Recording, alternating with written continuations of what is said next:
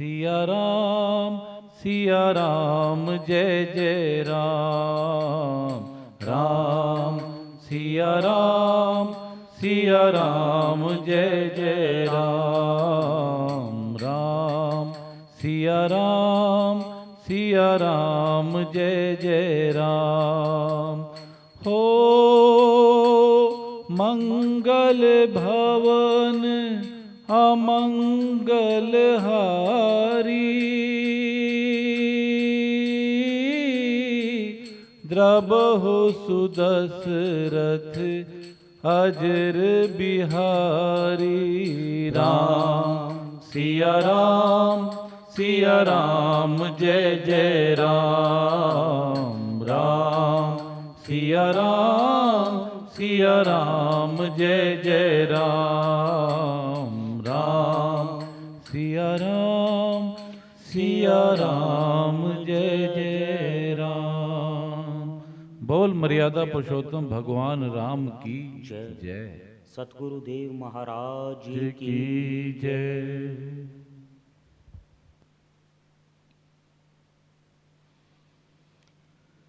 सेतु बन गया, सारी सेना उस पार आ चुकी है।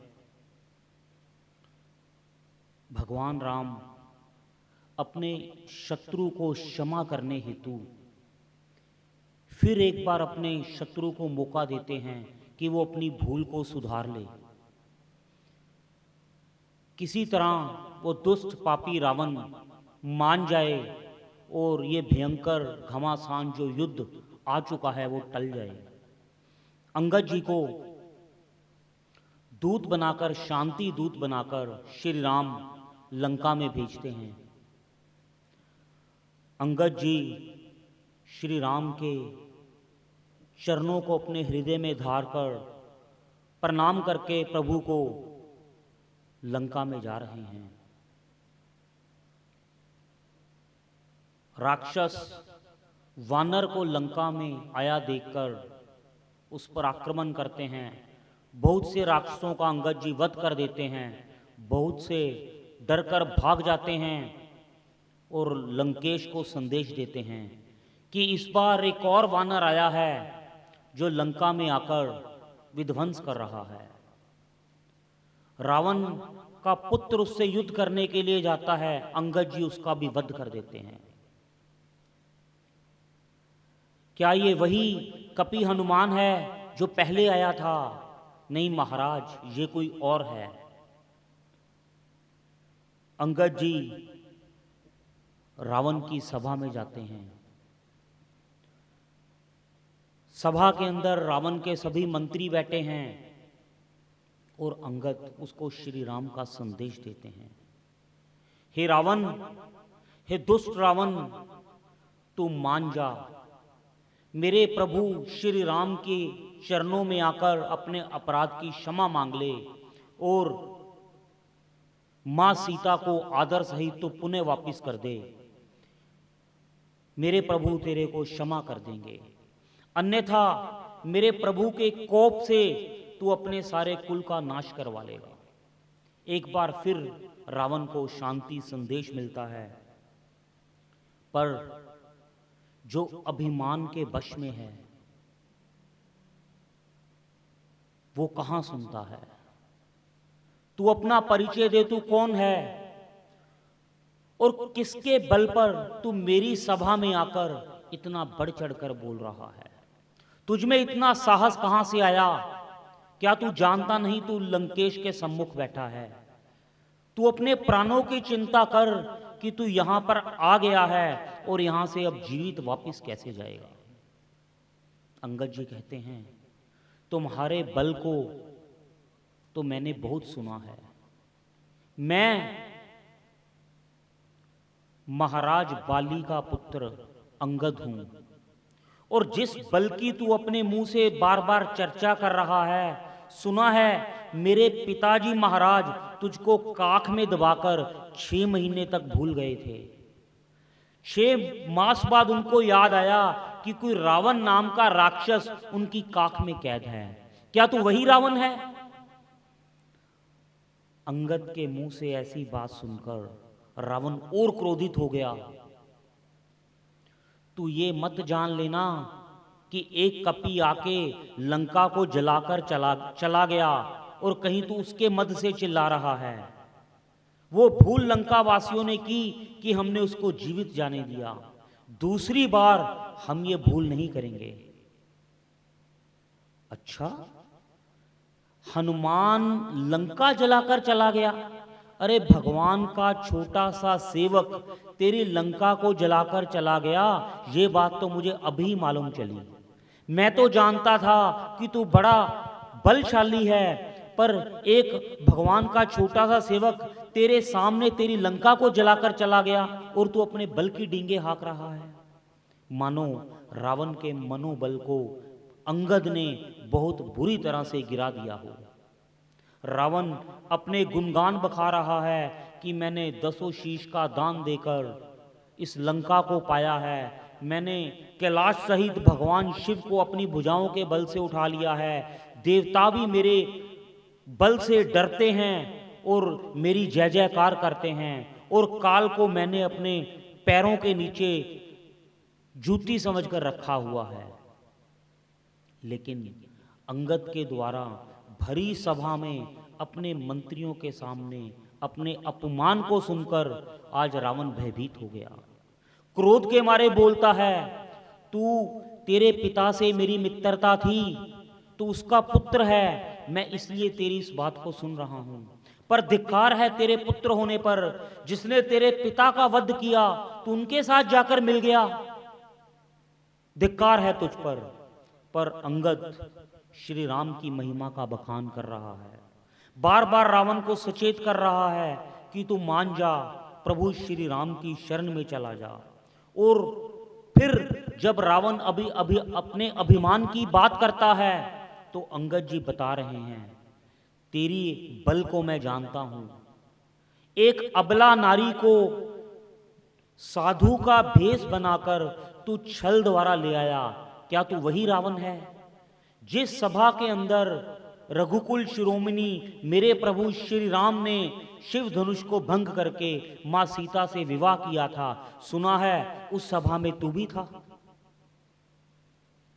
अब रावण को और क्रोध आता है, और भी तेरे बल की बड़ी बातें सुनी है मैंने। तूने सोने का मृग बनाकर मारीच को भेजा, क्योंकि तुझ में तो छोटे भाई लक्ष्मण द्वारा खींची हुई एक रेखा को पार करने की ताकत भी नहीं थी, और तू बड़ी बड़ी बातें कर रहा है। क्या तब भी तू मेरे प्रभु श्री राम की महिमा को नहीं जाना? बहुत तरह से रावण के मनोबल को अंगद ने गिरा दिया।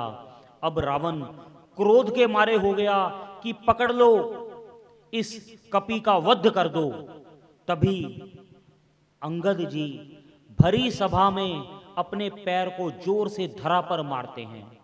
जैसे ही उनका पांव उस धरा पर पड़ता है, सभी जितने वहां पर राजागण बैठे हैं, मंत्री बैठे हैं, सबके मुकुट आकर धरा पर गिर जाते हैं। सिंहासन डोल जाते हैं, मान लो अंगद जी के बल द्वारा पूरी धरती कांप गई हो। मुकुट धरा पर आकर गिर गए हैं, सिंहासन डोलने लगे हैं और सभी भयभीत हो गए हैं। लगता है ये कपी तो उस हनुमान से भी ज्यादा बलशाली है। जैसे ही सबके मुकुट गिरते हैं, अंगद जी उनको अपना पैर मारकर दूर से फेंकते हैं और वो श्री राम के चरणों में जाकर गिरते हैं। बहुत से मुकुट श्री राम के चरणों पर वायुमंडल द्वारा जाकर गिर रहे हैं और भगवान सोच रहे हैं ये क्या लीला हो रही है। वानर सेना सोचती है कि पता नहीं वहां क्या हुआ। विभीषण जी कहते हैं ये मुकुट सब रावण के सेनापतियों के हैं, और श्री राम मुस्कुरा कर कहते हैं कि बलशाली अंगद ने उनके मुकुट को यहां पर गिराया है और रावण के मद को भेद कर उसके मुकुट को मेरे चरणों में डाल दिया। मानो ये संदेश है, हे प्रभु इसका मान तो मैंने भंग कर दिया, अब इसके जीवन को आप भंग कर देना। वहां अंगद जी अपने पांव को धरती पर टिकाकर कहते हैं, हे रावण तू जिस अभिमान की बात करता है, मेरे प्रभु का मैं दास हूं, तू उनके दास के चरण को धरती से हिलाकर दिखा दे। मैं ये प्रण करता हूं कि मेरे प्रभु राम यहां से वापस चले जाएंगे और मैं सीता को यहीं हार जाऊंगा। जो मम चरण सकसी सठ टारी, फिर ही राम सीता मैं हारी। जो मम चरण सकसी सठ टारी, फिर ही राम सीता में हारी। सुनहु सुभट सब कह दस सीसा, पद गही धरनी पछारहु कीसा।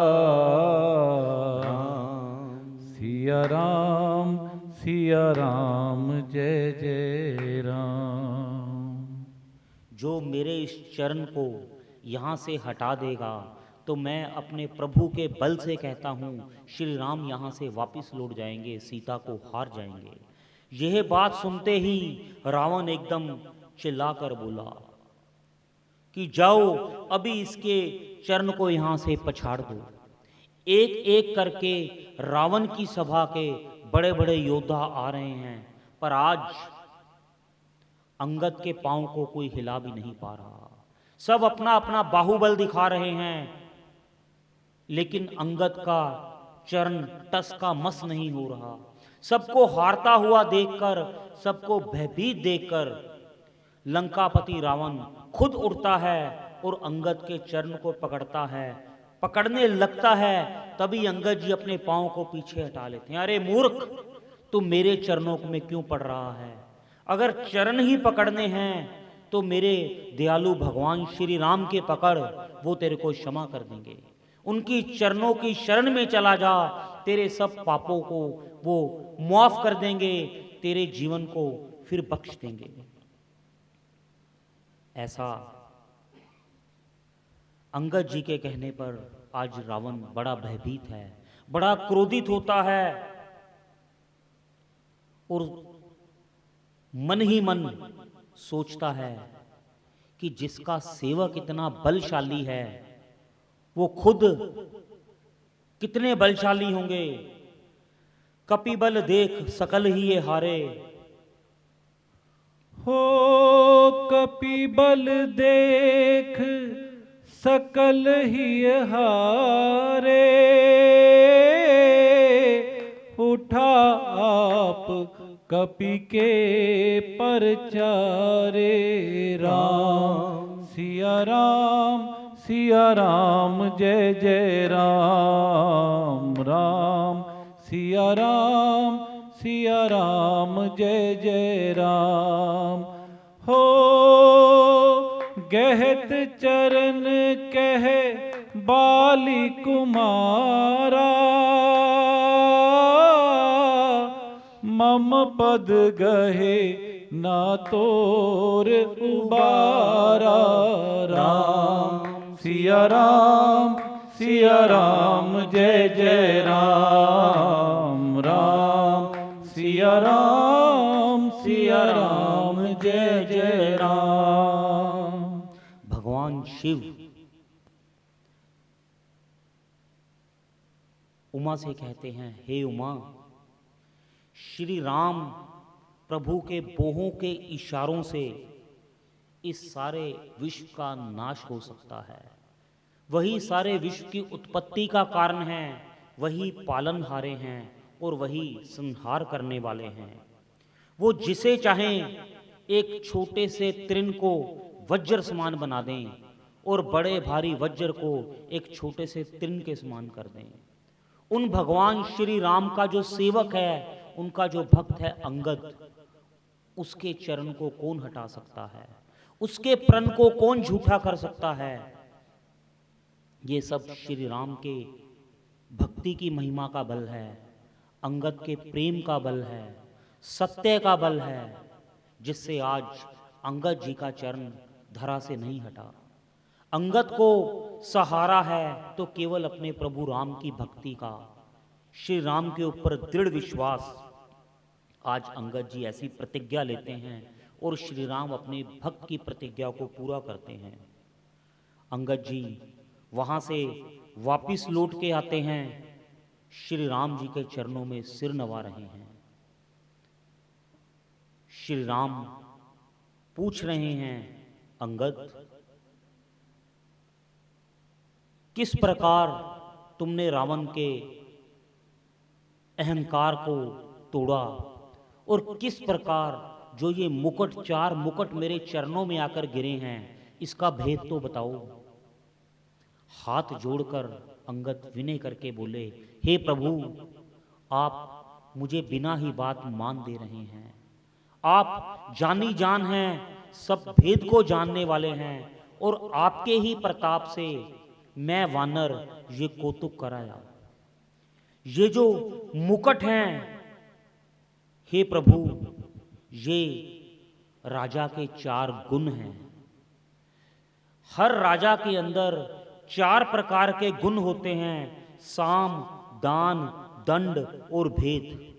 जो राजा धर्म का आचरण करता है, वे चारों गुण मुकुट रूप में उसके शीश को शोभायमान करते हैं। किंतु जो राजा अधर्म के मार्ग पर चलता है, ये चारों गुण स्वयं उसको त्याग देते हैं। आज रावण का जो व्यवहार है, जो चलन है, उसके अधर्म युक्त व्यवहार के कारण आज चारों गुण उसको छोड़ गए हैं और वही उसके गुण आपके चरणों में आ गए हैं। प्रभु, ये आपकी ही कृपा का प्रताप है, इसमें मेरा कोई बल नहीं है। अंगद बड़े विनय के साथ श्री राम के चरणों में सिर नवाकर ऐसी बात कह रहे हैं। अब किसी प्रकार से संधि ना होती देखकर वहां रावण युद्ध करने की घोषणा कर देता है। यहां श्री राम जी की सेना युद्ध के लिए तैयार है। जोर जोर से नगाड़े बज रहे हैं। इस तरफ जय श्री राम की आकाश में ध्वनि हो रही है, वहां से जय लंकेश की ध्वनि हो रही है। युद्ध की तैयारी हो चुकी है। बहुत तरह से राक्षसी सेना, घोड़े, हाथी, भिन्न भिन्न तरह के हथियार लेकर वानर सेना पर आक्रमण कर देती है। बहुत तरह से युद्ध होता है, बहुत से राक्षस मारे जाते हैं। वानरों का हथियार केवल उनके मुक्के वृक्षों को उखाड़ उखाड़ कर फेंक रहे हैं, पत्थरों को उठा उठा कर राक्षसों पर मार रहे हैं। मानो ऐसे लग रहा है कि बड़ा भयंकर युद्ध हो रहा है। जहां तहां वायुमंडल में टूटे हुए हाथ, शीश नजर आ रहे हैं। हर तरफ धूल ही धूल है।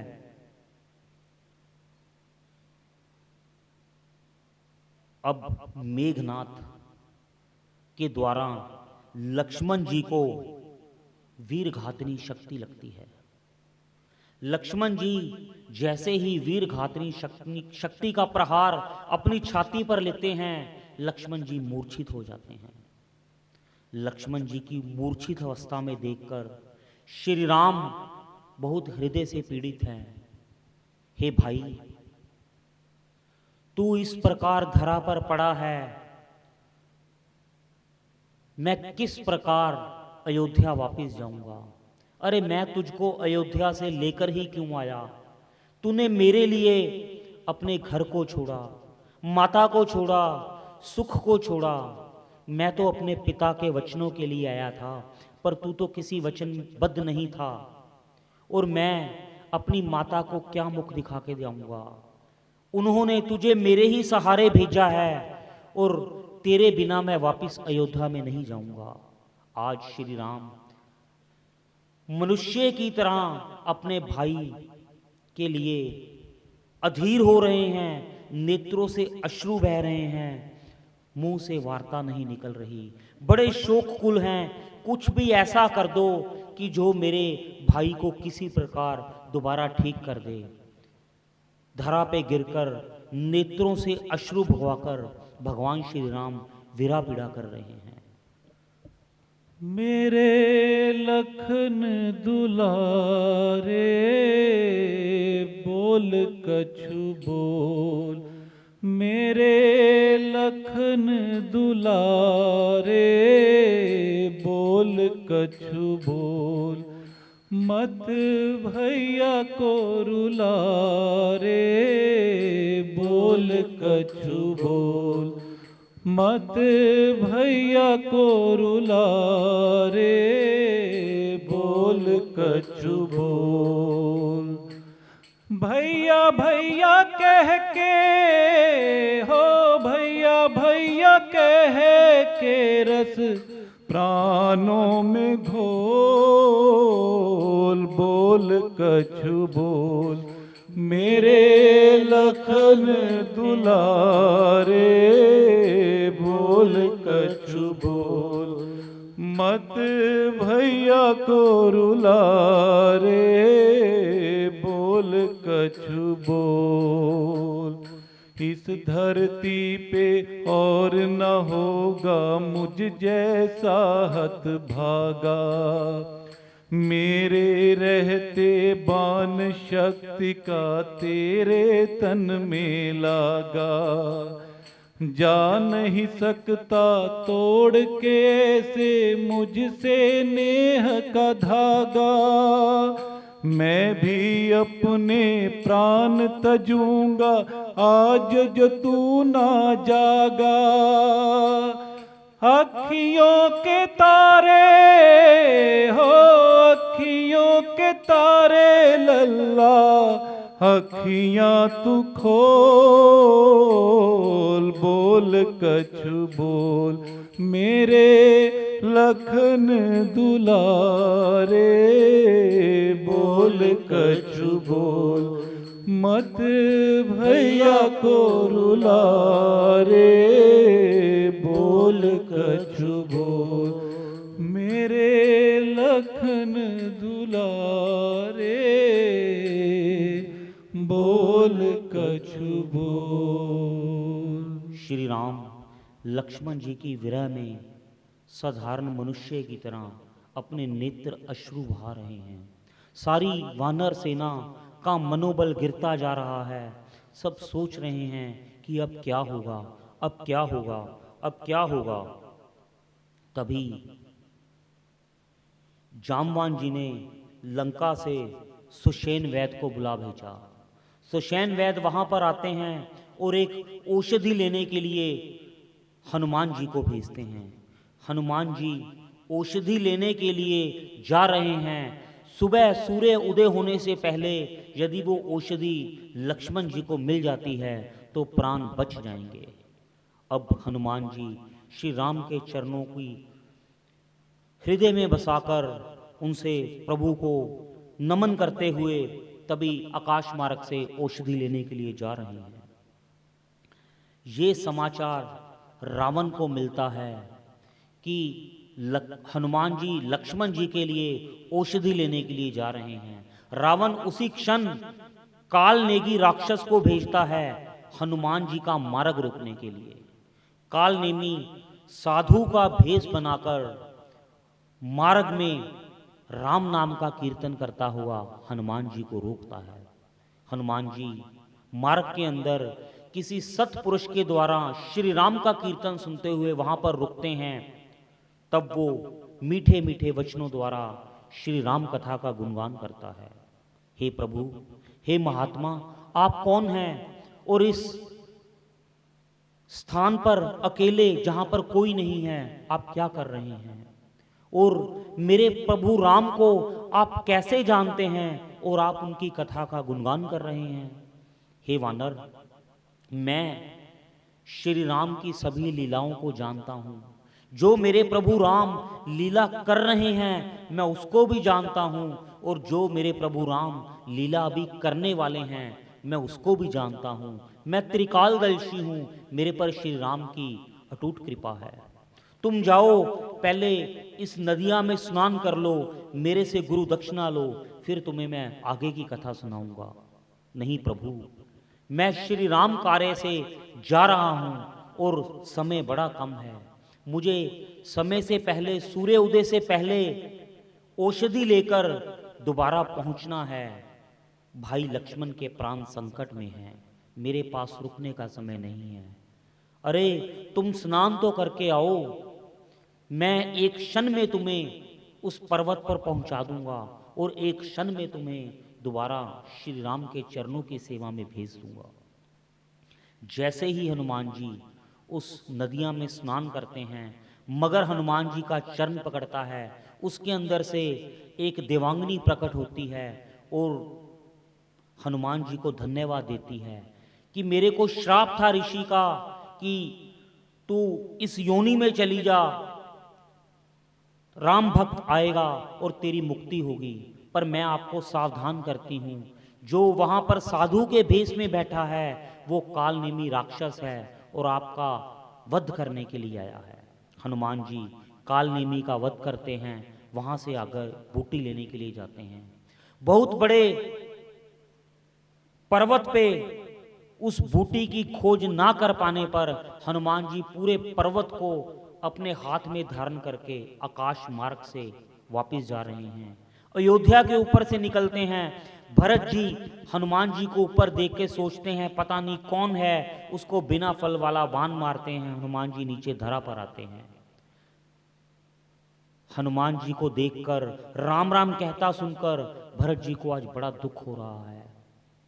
पछता रहे हैं कि मैंने किसी राम भक्त के ऊपर बाण मारा। हनुमान जी तभी अपनी मूर्छा को छोड़कर भरत जी से गले लगते हैं, सारी कथा बताते हैं कि किस प्रकार माँ सीता का हरण हुआ, श्री राम लंका पर धावा बोल चुके हैं, सभी राक्षसों का वध हो चुका है, मेघनाथ ने भाई लक्ष्मण को वीर घातनी मारी है और उनकी प्राण रक्षा के लिए मैं ये दिव्य औषधि लेकर वापस लंका की ओर जा रहा हूं। भरत जी सोच रहे हैं कि मैं वैसे भी प्रभु राम के किसी कार्य नहीं आया और आज एक राम भक्त के काम में भी मैंने विघ्न डाल दिया, मैं कैसा अभागा हूं।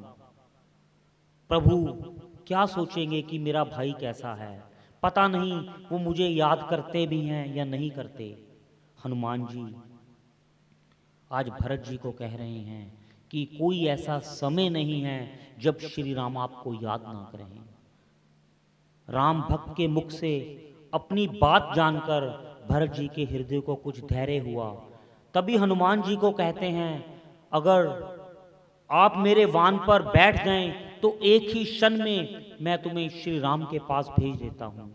हनुमान जी आज्ञा लेते हैं भरत जी से और श्री राम जी की सेवा में पहुंचते हैं। दूसरी तरफ श्री राम बार बार कह रहे हैं कि आज हे प्रभु इस रात्रि को लंबा कर दो, हे सूर्य देव अपनी गति को धीमा कर दो, आप आज उदय मत होना। किसी प्रकार सूर्य अपनी गति को रोक दे ताकि हनुमान बूटी लेकर आ जाएं। सारी वानर सेना आकाश की ओर देख रही है और हनुमान जी की प्रतीक्षा कर रही है। श्री राम नेत्रों से अश्रु बहा रहे हैं, हे भाई अगर मुझे पता होता कि वन में जाकर ये होगा तो मैं तुझे कभी अपने साथ ही ना लेकर आता, और अगर मुझे पता होता कि मुझे सीता की खोज के लिए इस युद्ध के कारण तुझको खोना पड़ेगा तो मैं अपनी पत्नी के लिए अपने भाई को कभी ना खोता। जगत के अंदर पुत्र दोबारा मिल जाते हैं, पत्नी दोबारा मिल जाती है, लेकिन भाई दोबारा नहीं मिलता। हे भाई मुझे क्षमा कर दे और ये भी जान ले अगर तू नहीं उठा तो तेरे बिना मैं भी अयोध्या वापस नहीं जाऊंगा। चिट्ठी न कोई संदेश, जाने वो कौन सा देश, जहाँ तुम चले गए। चिट्ठी न कोई संदेश, जाने वो कौन सा देश, जहाँ तुम चले गए। चिट्ठी न कोई संदेश, जाने वो कौन सा देश, जहाँ तुम चले गए, जहाँ तुम चले गए। इस दिल को लगा कर ठेस, जाने वो कौन सा देश जहाँ तुम चले गए हो, जहाँ तुम चले गए। हनुमान जी औषधि लेकर आते हैं, लक्ष्मण जी के प्राण वापिस आते हैं, हर तरफ हर्ष है। आज श्री राम हनुमान जी को अपने हृदय से लगाते हैं। हे कपि, मैं तुमसे उऋण नहीं हो सकता। जितने तूने मेरे कार्य सिद्ध किए हैं, जिस जिस प्रकार तुम हर समय मेरे कार्य को सिद्ध करते आए हो, मैं किसी भी प्रकार तुम्हारे इस ऋण को उतार नहीं सकता। भगवान हनुमान जी को अपने हृदय से लगा रहे हैं। तब लक्ष्मण जी की मूर्छा जाती है, दोबारा युद्ध प्रारंभ होता है और रावण दूसरी तरफ अपने भाई कुंभकर्ण को भेजता है। बहुत विधि द्वारा कुंभकर्ण को जगाया जाता है। कुंभकर्ण उठते ही अपने भाई रावण को फिर समझाता है, भैया ये आप कौन से कार्य में लग गए? क्या आप नहीं जानते श्री राम स्वयं नारायण हैं? क्या आप उनको भूल गए हैं? आपके द्वारा ऐसा ये कुकर्म कैसे हो गया? आप कैसे देवी सीता को हर कर ले आए? अब भी समय है, आप श्री राम की शरण में चले जाएं, वो हमें क्षमा कर देंगे और हमारे कुल का नाश होने से बच जाएगा। परंतु रावण आज अपने भाई की बात भी नहीं सुन रहा। किसी भी तरह रावण आज अपने भाई की बात नहीं सुन रहा। रावण अभिमान के वश में है और कहता है, मैंने व्यर्थ ही तुमको जगाया। अगर तुम्हें मेरे साथ नहीं देना तो तुम जाकर दोबारा सो जाओ, मैं अकेला ही काफी हूं। परंतु कुंभकर्ण कहता है, भैया मैं जानता हूं कि मेरे प्राण अब जाने वाले हैं। मैं जानता हूं कि मेरे प्राण अब जाने वाले हैं और ये प्राण श्री राम के श्री हाथों से चले जाएं तो इससे ऊपर तो क्या है। मुझे साक्षात ईश्वर के हाथों से मृत्यु मिलेगी, ऐसा जानकर कुंभकर्ण रण के ऊपर जा रहे हैं। बहुत तरह का विध्वंस करते हैं। बहुत से वानर कुंभकर्ण को देखकर भयभीत हो रहे हैं। हर तरफ हाहाकार मची देखकर श्री राम अपने वानों द्वारा कुंभकर्ण का वध करते हैं।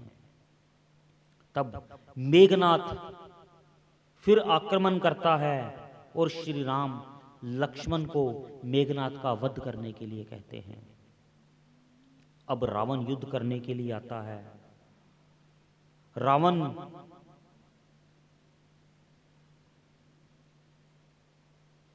नागपाश के अंदर राम और लक्ष्मण जी को बांध देता है। अब श्री राम और लक्ष्मण नागपाश के अंदर बंधे हुए हैं। सभी वानर सेना बड़ी कष्ट में है कि कौन आएगा जो प्रभु श्री राम को ऐसे धरा पर लेटे हुए, श्यामल शीर श्री राम का, श्वेत रंग लक्ष्मण जी का, जो स्वयं शेषनाग के अवतार हैं, उनको नागपाश ने बांधा हुआ है। उधर से देवता देख रहे हैं कि हे प्रभु, ये आप कैसी लीला कर रहे हो। सारे संसार के बंधन को काटने वाले प्रभु स्वयं बंधन में बंधने की लीला कर रहे हैं। तभी नारद जी गरुड़ जी को मार्ग में भेजते हैं कि जाओ, तुम श्री राम के उस नागपाश के बंधन को काट आओ। गरुड़ जी उसी क्षण आते हैं। श्री राम को देखकर आज शंका कर रहे हैं कि ये नारायण हैं, ये लक्ष्मीपति विष्णु हैं और ये शेषनाग हैं, जिनके भय से गरुड़ उनके सामने नहीं आ सकता।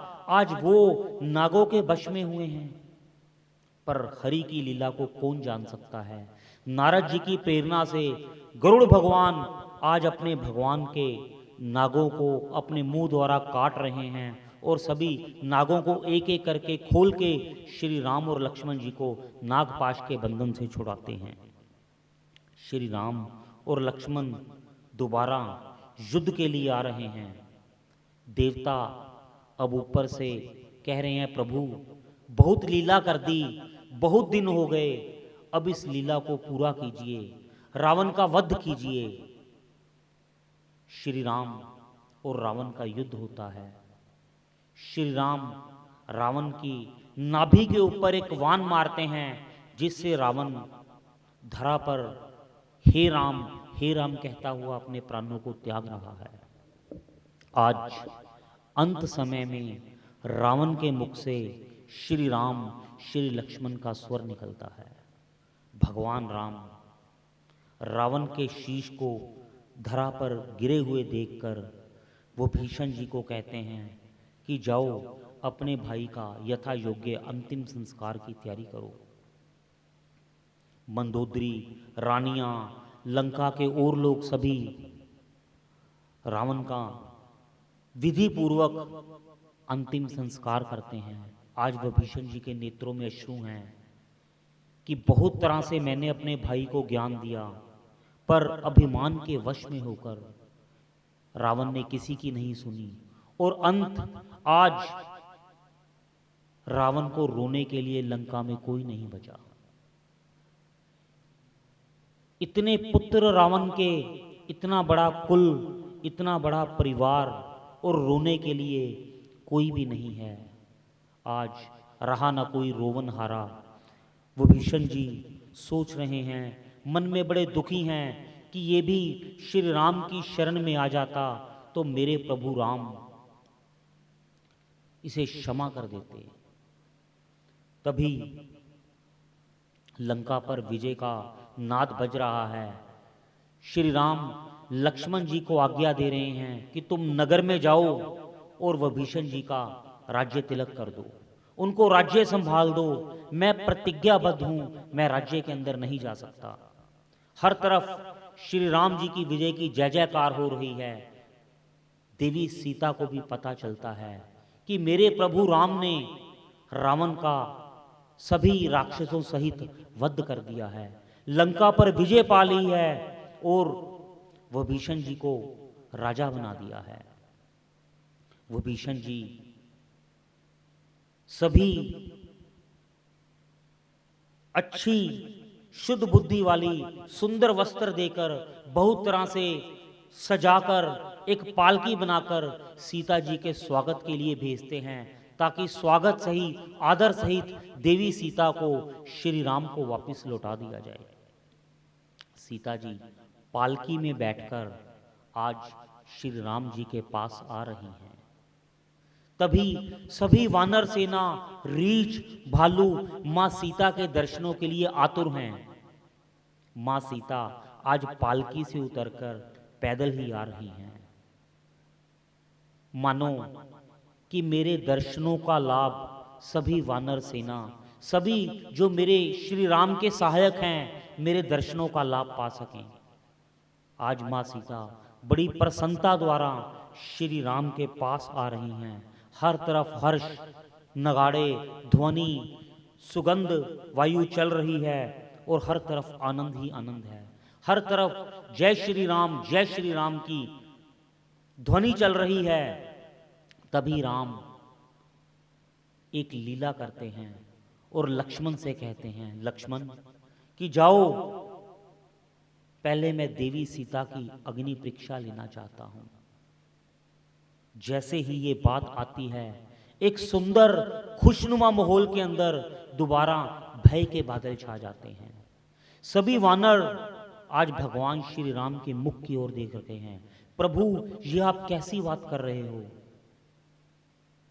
तभी लक्ष्मण मुंह से तो कुछ नहीं बोल सकते और प्रभु राम की बात को पूरा करना है। ढेर सारी लकड़ियों का ढेर इकट्ठा करते हैं और वहां पर अग्नि प्रज्वलित की जाती है। श्री राम तो अग्नि से अपनी असली सीता को वापस लेने के लिए लीला कर रहे हैं और ये माया की सीता, जो देवी सीता की एक छाया है उसको अग्नि में वापस लौटाएंगे और अपनी सीता को अग्नि से वापस ले रहे हैं। घोर अग्नि जगती है और देवी सीता हाथ जोड़कर कहती है, यदि मैंने मन, वचन और अपने कर्मों से श्री राम के अलावा किसी और को जाना है तो हे अग्नि देव, हे अग्नि, मेरी इस देह को अपने अंदर संभालो, और यदि मेरे वचन सत्य हैं तो मेरे को इस अग्नि में से निकालकर कुंदन बनाकर श्री राम की सेवा में अर्पित करो। अग्नि देवी सीता को हाथ जोड़कर अपनी गोद में लेती है और भी शीतल और सुंदर बनाकर श्री राम के पास ले जाती है। अर्थात आज देवी सीता माया रूप देवी अग्नि में वापस जा रही हैं और जगत जननी देवी सीता श्री राम की सेवा में दोबारा आ रही हैं। इस प्रकार सबके सामने भगवान अग्नि परीक्षा वाली लीला को पूरा करते हैं। अब भगवान राम विभीषण जी को राजा बनाकर विभीषण जी से कहते हैं कि जल्दी ही अयोध्या जाने की तैयारी की जाए, समय बड़ा कम है, अगर मैं एक क्षण भी अवधि से लेट हो गया तो भाई भरत अपने प्राणों का त्याग कर देगा। भरत अपने प्राणों को त्याग कर देगा, वो एक क्षण के लिए भी मेरे वीर को और सहन नहीं करेगा। तभी पुष्पक विमान के अंदर श्री राम, लक्ष्मण जी, देवी सीता विराजमान होते हैं। बड़ा सुंदर एक स्वर्ण सिंहासन उस विमान में है जहां पर श्री राम और देवी सीता विराजमान होते हैं। साथ में विभीषण जी, हनुमान जी, नल, नील, जामवत, सुग्रीव, अंगद उसी विमान में श्री राम के साथ अयोध्या के लिए निकलते हैं। मार्ग में श्री राम देवी सीता को दंडक वन दिखा रहे हैं, यमुना जी के दर्शन करवा रहे हैं, गंगा जी को प्रणाम करके निकलते हैं। तभी सरयू के तट पर विमान उतरता है और भारद्वाज ऋषि को प्रणाम करने के लिए श्री राम, सीता जी और सभी जाते हैं। ऋषि की कुटिया में भारद्वाज मुनि श्री राम, सीता जी का और सबका यथा योग्य स्वागत करते हैं। श्री राम ऋषि को प्रणाम करते हैं। आज भारद्वाज मुनि श्री राम की स्तुति करते हैं। श्रृंगवेरपुर भगवान जाते हैं, अपने मित्र गुहू से मिलते हैं। भगवान का विमान आता देखकर निषाद राज गुहू हृदय से प्रसन्न हैं और बहुत तरह से उत्सव की तैयारी करते हैं कि मेरे प्रभु राम आ गए, मेरे प्रभु राम आ गए। दंडवत प्रणाम करते हैं राम को और श्री राम अपने मित्र को उठाकर अपने हृदय से लगा रहे हैं।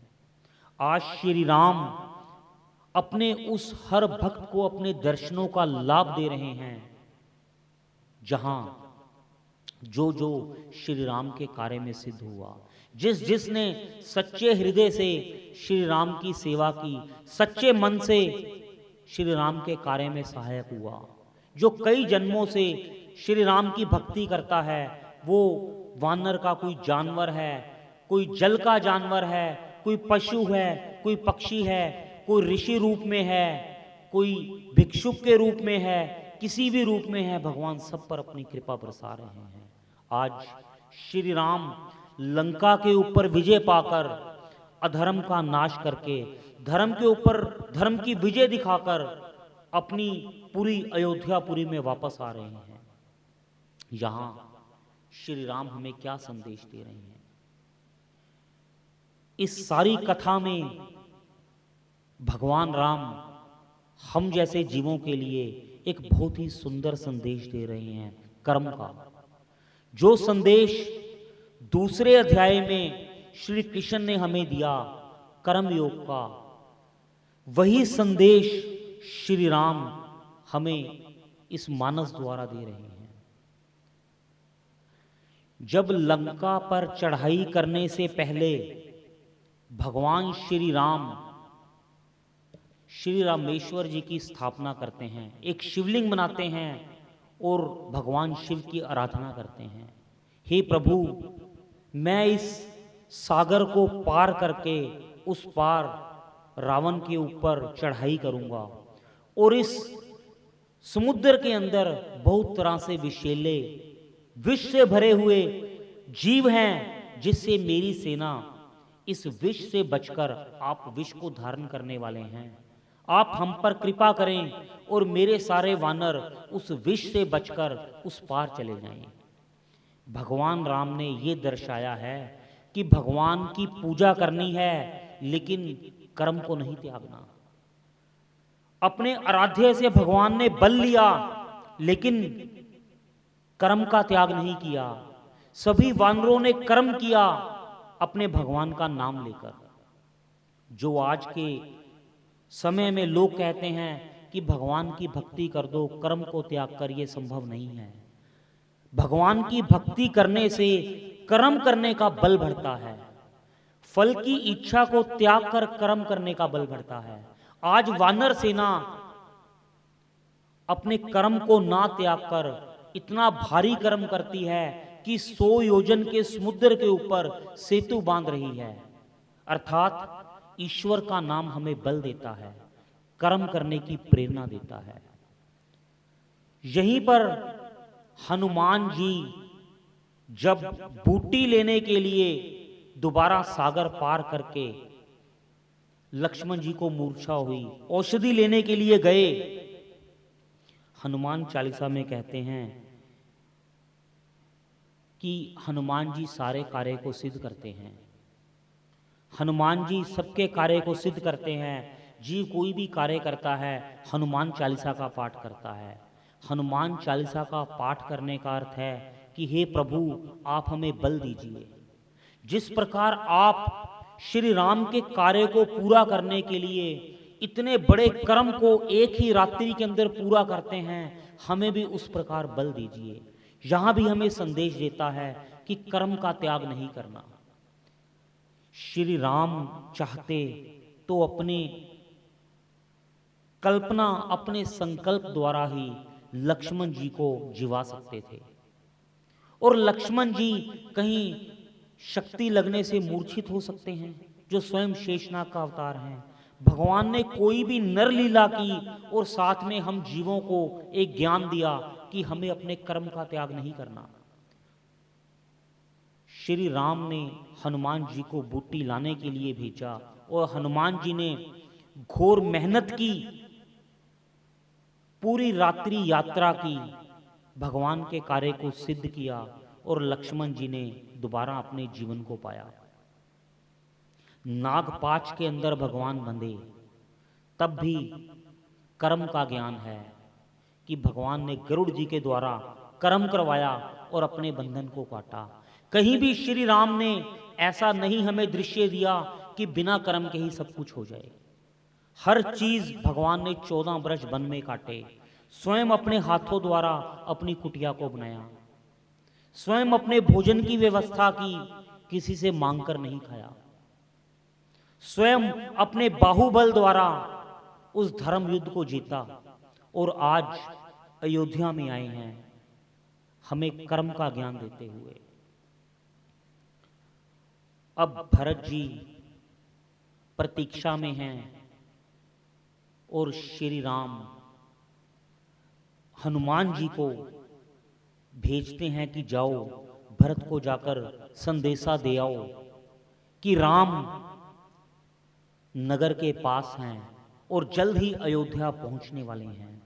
हनुमान जी ब्राह्मण का भेष बनाकर आज जहां पर भरत जी हैं उस स्थान पर पहुंच के श्री राम नाम का कीर्तन करते हैं।